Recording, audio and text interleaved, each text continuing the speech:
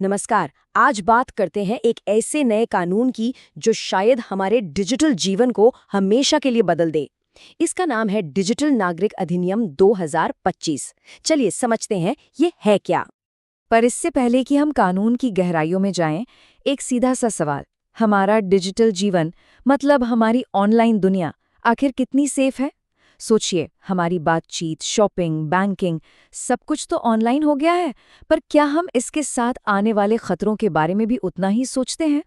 तो इस कानून की जरूरत क्यों पड़ी, ये समझने के लिए पहले ये देखना होगा कि आज हम जिस डिजिटल दुनिया में जी रहे हैं उसकी सच्चाई क्या है। देखिए, ये कानून कोई रातों रात नहीं आया है। इसकी कहानी पिछले कुछ सालों में छिपी है, जब डिजिटल खतरे लगातार बढ़ते गए। याद कीजिए, 2020 में हर तरफ ऑनलाइन फिशिंग स्कैम्स की बाढ़ आ गई थी। फिर 2022 आया और बड़े बड़े कॉर्पोरेट डेटा ब्रीच हुए, जिससे लाखों लोगों की जानकारी लीक हो गई। और 2024 तक तो फेक न्यूज़ और मिस इन्फॉर्मेशन का असर हमारी आम बातचीत पर भी साफ साफ दिखने लगा। तो इन्हीं सब बढ़ती मुश्किलों से निपटने के लिए 2025 में इस नए कानून का प्रस्ताव सामने रखा गया। और ये सिर्फ पर्सनल सेफ्टी की बात नहीं है, इसका एक बहुत बड़ा इकोनॉमिक एंगल भी है। अंदाजा लगाइए, साइबर क्राइम की वजह से हमारी इकोनॉमी को हर साल लगभग 1.25 लाख करोड़ रुपए का नुकसान होता है। 1.25 लाख करोड़। ये आंकड़ा अपने आप में बताता है कि सिचुएशन कितनी सीरियस हो चुकी है। तो सवाल उठता है, इन बढ़ती मुश्किलों का हल क्या है? खैर, सरकार का जवाब है ये नया डिजिटल नागरिक कानून। अगर आसान भाषा में समझें तो ये कानून भारत की पूरी डिजिटल दुनिया को रेगुलेट करने का एक बड़ा एम्बिशियस प्लान है। इसका मेन मकसद क्या है? डेटा प्रोटेक्शन, साइबर सिक्योरिटी और हर नागरिक की डिजिटल आइडेंटिटी, इन सबको एक ही कानून के दायरे में लाना। अब इस कानून के 3 मेन गोल हैं। चलिए एक एक करके देखते हैं।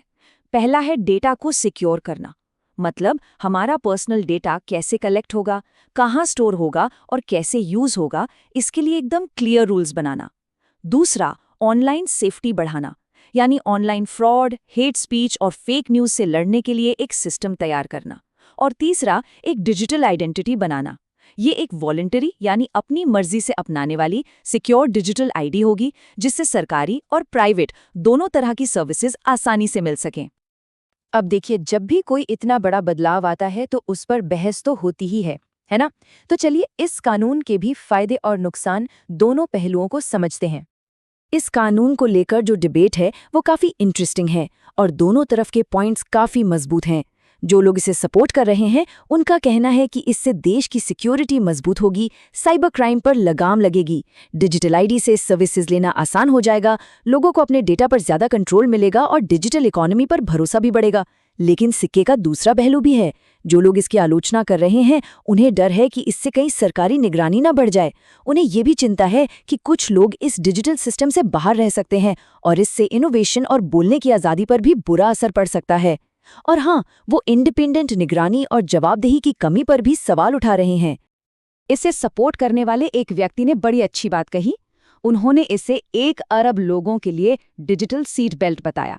मतलब ये पाबंदी नहीं है, बल्कि इस तेज रफ्तार दुनिया में एक तरह की प्रोटेक्शन है। ये नजरिया पूरी तरह से सेफ्टी पर फोकस करता है।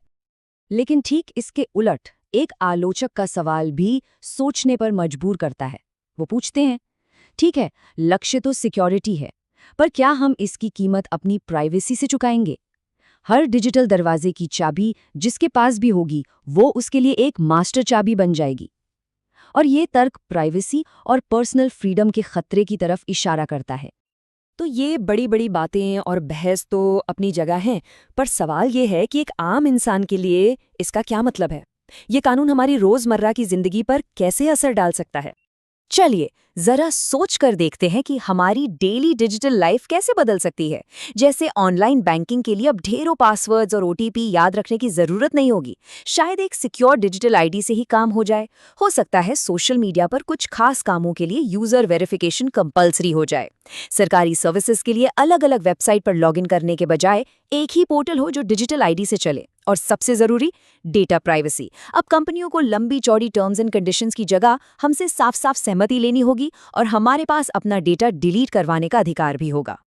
तो कुल मिलाकर सबसे जरूरी बात यह है कि ये कानून सिर्फ कुछ नियम नहीं बदल रहा, ये असल में एक नागरिक, सरकार और टेक्नोलॉजी, इन तीनों के बीच के रिश्ते को ही एक नई परिभाषा दे रहा है।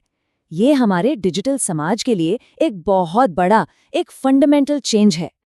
और आखिर में ये सब हमें एक बहुत बड़े सवाल के सामने लाकर खड़ा कर देता है, सुरक्षा और स्वतंत्रता। हम इन दोनों के बीच असल में चुन क्या रहे हैं? और क्या कोई ऐसा रास्ता है जहां दोनों के बीच एक सही बैलेंस बनाया जा सके? ये एक ऐसा सवाल है जिसका जवाब हम सबको मिलकर सोचना होगा।